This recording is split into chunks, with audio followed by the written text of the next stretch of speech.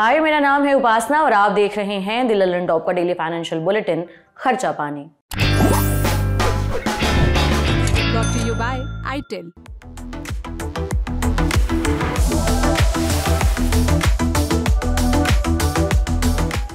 Share market एक ऐसी जगह है जहां कंपनियां अपने शेयरों को बेचती हैं, लोग इन शेयरों को खरीदते बेचते हैं और इस तरह से पैसा कमाते हैं। आपको जानकर हैरानी होगी कि मशहूर वैज्ञानिक अल्बर्ट आइंस्टीन ने भी शेयर मार्केट में अपनी किस्मत आजमाई थी।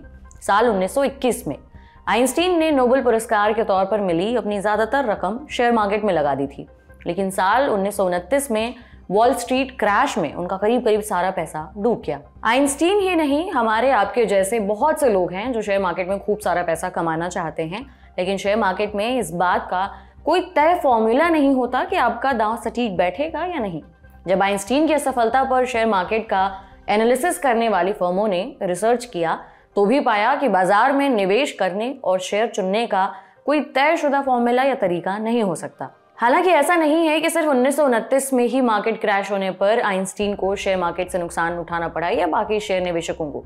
उसके बाद 2007 के वित्तीय संकट में भी दुनिया भर के शेयर मार्केट को खूब नुकसान उठाना पड़ा। इसके बाद हाल ही में कोरोना वायरस ने भी शेयर मार्केट के निवेशकों को बहुत रुलाया। भारतीय शेयर मार्केट भी इनमें से कई मौकों पर गिरावट का गवाह बना, लेकिन बिना किसी मंदी और महामारी के पिछले कुछ महीनों से भारतीय शेयर बाजार में हाहाकार मचा हुआ है। जी हाँ, पिछले 2 साल के दौरान शेयर बाजार में एंट्री रखने वाले ज्यादातर रिटेल निवेशक काफी नुकसान में हैं। बाजार का हाल कितना बुरा है, पहले आपको कुछ आंकड़े बताते हैं। इंडियन एक्सप्रेस के पत्रकार जॉर्ज मैथ्यू और हितेश व्यास ने शेयर मार्केट में इस भारी भरकम गिरावट पर एक रिपोर्ट बनाई है। इस रिपोर्ट में बताया गया है कि भारतीय शेयर मार्केट का प्रमुख इंडेक्स जो है सेंसेक्स, वो अपनी ऊंचाई से करीब 10,000 अंक टूट चुका है। परसेंट के लिहाज से बताऊं तो पिछले 4 महीनों में सेंसेक्स करीबन 12% नीचे आ चुका है। इसी तरह शेयर मार्केट का दूसरा प्रमुख इंडेक्स है निफ्टी, उसमें भी करीबन 12.5% की गिरावट आई है। पिछले साल 27 सितंबर को सेंसेक्स 85,978 अंकों के रिकॉर्ड ऊंचाई पर पहुंचकर बंद हुआ था, लेकिन पिछले 4 महीनों में बेंचमार्क इंडेक्स में 10,000 अंक से ज्यादा की गिरावट आई है। कोटक सिक्योरिटीज के equity research head Shrikant Chauhan ने इंडियन एक्सप्रेस से कहा, बाजार में तेजी से गिरावट आई है। बाजार के दोनों प्रमुख इंडेक्स रिकॉर्ड ऊंचाई से 13-14% नीचे आ चुके हैं। निफ्टी 26,000 के आसपास था और अब ये 23,000 पर आ चुका है। अब जानते हैं कि भारतीय शेयर बाजारों में भारी गिरावट का दौर क्यों बना हुआ है। आज तक की एक रिपोर्ट बताती है कि इस गिरावट के कई कारण हैं। पहला तो कारण है शेयरों का ओवर वैल्यूड होना, दूसरा कारण है विदेशी निवेशकों की बिकवाली। बाजार में गिरावट का तीसरा बड़ा कारण है तिमाही दर तिमाही यानी क्वार्टर रिजल्ट जो आते हैं कंपनियों के, वो काफी कमजोर आ रहे हैं। चौथा कारण है अमेरिका में डोनाल्ड ट्रंप की वापसी। इंडियन एक्सप्रेस की रिपोर्ट में भी बाजार की गिरावट के कई कारण गिनाए गए हैं। इस रिपोर्ट में कहा गया है कि आर्थिक परिदृश्य में कई अहम महत्वपूर्ण बदलाव हुए हैं, जैसे भारत की जीडीपी ग्रोथ की जो रफ्तार है वो धीमी हो रही है। सरकार ने चालू वित्त वर्ष में जीडीपी ग्रोथ का अनुमान 6.4% रहने का अनुमान जताया है, जबकि वित्त वर्ष 2023-24 में जीडीपी ग्रोथ 8.2% रही थी। इसके अलावा शेयर मार्केट को दूसरी चुनौतियों का भी सामना करना पड़ रहा है। उदाहरण के लिए फूड इन्फ्लेशन भी अब काफी ज्यादा हो चुका है। रुपए के मुकाबले डॉलर मजबूत है, कमोडिटी की कीमतें भी बढ़ने लगी हैं। इससे भी भारतीय रिजर्व बैंक द्वारा दरों में कटौती की संभावना कम हो गई है। अमेरिकी राष्ट्रपति चुनाव के बाद से ही भारतीय शेयर मार्केट के बुरे दिन या यूं कहें कि उल्टी गिनती शुरू हो गई थी, क्योंकि बड़ी तादाद में विदेशी पोर्टफोलियो निवेशकों यानी एफपीआई ने अपने यहाँ यानी घरेलू शेयर मार्केट में शेयरों को बेचना शुरू कर दिया है। जियोजीत फाइनेंशियल सर्विसेज के मुख्य investment strategist VK Vijay Kumar ने इंडियन एक्सप्रेस से कहा, अचानक दूसरी तिमाही के जीडीपी आंकड़ों के साथ स्थिति बदल गई, जो उम्मीद से भी खराब है। ये शुरुआत थी। जीडीपी वृद्धि में गिरावट को दूसरी तिमाही के कंपनियों के वित्तीय नतीजों से बल मिला, जो उम्मीद से कम थे। वित्त वर्ष 2025 की दूसरी तिमाही में देश की जीडीपी वृद्धि दर 7 तिमाहियों के निचले स्तर 5.4% पर आ गई है। वैश्विक इन्वेस्टमेंट बैंक बीएनपी पारिबा ने कहा कि banking loan, personal loan growth, GST collection और रेल और बंदरगाह यातायात जैसे प्रमुख इंडिकेटर्स पिछले 1 साल में धीमे हो चुके हैं। इससे जीडीपी स्लो रहने के संकेत बढ़ गए हैं। इसके अलावा ट्रंप फैक्टर ने भी बाजार में तबाही मचा रखी है। विजय कुमार आगे बताते हैं कि हमने डोनाल्ड ट्रंप की जीत देखी, जिसके कारण अमेरिकी डॉलर में तेजी आई। ट्रंप की जीत के बाद भी 10 साल के अमेरिकी बॉन्ड की यील्ड में 100 बेसिस पॉइंट की बढ़ोतरी हुई। जब 10 साल के अमेरिकी बॉन्ड पर 4.7% की यील्ड मिल रही है, यानी ब्याज मिल रहा है, तो विदेशी निवेशकों के लिए इमर्जिंग मार्केट्स भारत जैसे उनमें निवेश करने का कोई मतलब नहीं बनता। खासकर तब जब शेयरों की वैल्यूएशन काफी ज्यादा हो। इसी वजह से विदेशी निवेशक भारतीय बाजार से अपने शेयरों को बेचकर निकल रहे हैं। एफपीआई ने पिछले साल अक्टूबर महीने में 94,000 करोड़ रुपए की कीमत के शेयर बेचे थे। इसके बाद नवंबर में 21,612 करोड़ रुपए के शेयर बेचे। नेशनल सिक्योरिटीज डिपॉजिटरी लिमिटेड के आंकड़ों के अनुसार दिसंबर में 15,440 करोड़ रुपए के शेयर खरीदे थे।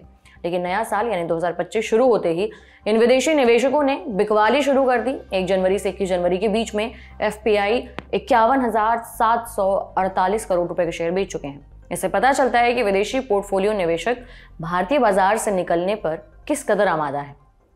इस रिपोर्ट में बताया गया है कि विदेशी निवेशकों द्वारा भारी बिकवाली के कारण जो लार्ज कैप शेयर हैं उन्हें सबसे ज्यादा नुकसान हुआ है। इससे 4 महीनों में एनएससी लार्ज कैप इंडेक्स में 13% से भी ज्यादा की गिरावट आई है। लेकिन सिर्फ बड़ी कंपनियों के शेयर में पैसा लगाने वाले ही घाटे में नहीं है। शेयर मार्केट में जारी गिरावट का असर बड़ी, मध्यम और छोटी पूंजी वाली कंपनियों पर भी पड़ा है। एनएससी मिड कैप इंडेक्स करीबन 13% और स्मॉल कैप इंडेक्स लुढ़क चुका है, वो भी करीबन इतना ही। लेकिन एक अच्छी बात यह रही है कि आईटी शेयरों पर काफी कम नुकसान देखने को मिला है। ऑटोमोबाइल, तेल और गैस जैसे सेक्टर को बुरी तरह से नुकसान उठाना पड़ा है। रिपोर्ट बताती है कि लार्ज कैप में गिरावट का दौर करीब बीत चुका है, लेकिन मिड और स्मॉल कैप में गिरावट का दौर अभी और दिख सकता है। शेयर बाजार में जारी गिरावट के चलते पिछले 4 महीनों में बीएसई पर लिस्टेड सभी कंपनियों की मार्केट वैल्यू 54 लाख करोड़ रुपए घट गई है। 21 जनवरी 2025 को बीएसई में लिस्टेड सभी कंपनियों की मार्केट वैल्यू 438.79 लाख करोड़ रुपए दर्ज की गई थी। वैसे तो शेयर मार्केट में नुकसान सभी को हुआ है, लेकिन म्यूचुअल फंड और रिटेल इन्वेस्टर्स पर सबसे ज्यादा असर पड़ा है। ऑटोमोबाइल शेयरों को भी भारी नुकसान हुआ है। एनएससी ऑटो इंडेक्स में 19% और तेल एंड गैस इंडेक्स में 17% से ज्यादा की गिरावट आई है। इसके अलावा मेटल शेयरों में भी भारी गिरावट देखने को मिली है। हालांकि भारी बिकवाली के दबाव के बावजूद आईटी शेयर टिके रहे, इनमें केवल 1.5% के आसपास गिरावट आई है। आपको ये भी बताते हैं कि ताजा आंकड़ों के मुताबिक एनएससी पर रजिस्टर्ड निवेशकों की संख्या 11 करोड़ के आंकड़े को पार कर गई है। अब सवाल ये है कि आगे क्या है। जानकारों का कहना है कि भारतीय शेयर मार्केट की इस साल की डगर काफी कठिन है। ब्रोकरेज फर्म बीएनपी पारिबा के इंडिया इक्विटी रिसर्च के प्रमुख कुणाल वोरा का कहना है, उम्मीद है इस साल भी भारतीय शेयर मार्केट 10% से कम रिटर्न देगा। साल 2024 में सेंसेक्स ने 8% के आसपास रिटर्न दिया है। हालांकि उनका यह भी कहना है कि घरेलू निवेशकों से शेयर मार्केट को सपोर्ट मिलता रहेगा, इसलिए इसमें कोई बहुत बड़ा जोखिम नहीं दिखता है। इसके अलावा आने वाले महीनों में अमेरिका में डोनाल्ड ट्रंप की नीतियों पर सबकी नजर रहेगी। माना जा रहा है कि ट्रंप की नीतियों का असर दुनिया भर के बाजारों और अर्थव्यवस्थाओं पर पड़ सकता है। वहीं बीएनपी पारिबा का कहना है कि घरेलू निवेशक शेयर मार्केट में खूब इन्वेस्ट कर रहे हैं, इससे विदेशी निवेशकों पर भारत की निर्भरता कम हो गई है। लेकिन अभी भी विदेशी संस्थागत निवेशक यानी एफआईआई उन्होंने भारतीय शेयर बाजारों में 800 अरब डॉलर रुपए लगा रखे हैं। रुपए में कन्वर्ट करके बताऊं आज की तारीख में तो 69,15,000 करोड़ रुपए। अगर आगे भी एफआईआई इसी तरीके से शेयर बेचना जारी रखते हैं तो भारतीय शेयर मार्केट मुश्किल में पड़ सकता है। बता दें कि वित्त वर्ष 2014-2020 के बीच विदेशी निवेशक की भारतीय शेयर मार्केट में 20% हिस्सेदारी थी, लेकिन 2024 में विदेशी पोर्टफोलियो निवेशकों की हिस्सेदारी घटकर 16% रह गई है। इधर 23 जनवरी को घरेलू शेयर बाजार लगातार दूसरे दिन तेजी में बंद हुए। सेंसेक्स 115 अंक बढ़कर 76,520 के लेवल पर बंद हुआ, वहीं निफ्टी 50 अंक बढ़कर 23,205 के लेवल पर बंद हुआ। जाते जाते एक जरूरी सूचना, द लल्लन टॉप पर 26 जनवरी से शुरू हो रहा है विशुद्ध मिडिल क्लास बकैती का सस्ता सुंदर काम चलाओ शो, जिसका नाम है मध्यम वर्गीय। हर रविवार दोपहर 1 बजे आने वाले इस शो में होंगी मिडिल क्लास के आचार विचार, जुगाड़, जिम्मेदारी, रिश्तेदारी के साथ चालाकियों, नादानियों, परेशानियों की बातें। आपके मजे का प्रबंध खास है क्योंकि मिडिल क्लास में भी क्लास है। ये बहरहाल खर्चा पानी का ये बुलेटिन यहीं समाप्त होता है। आपके लिए ये जानकारी भरा बुलेटिन लिखा था हमारे साथी प्रदीप यादव ने। आप अपनी राय हमें यहाँ कमेंट बॉक्स में जरूर दें। अगले एपिसोड तक अपना ख्याल रखें और देखते रहिए द लल्लन टॉप। शुक्रिया।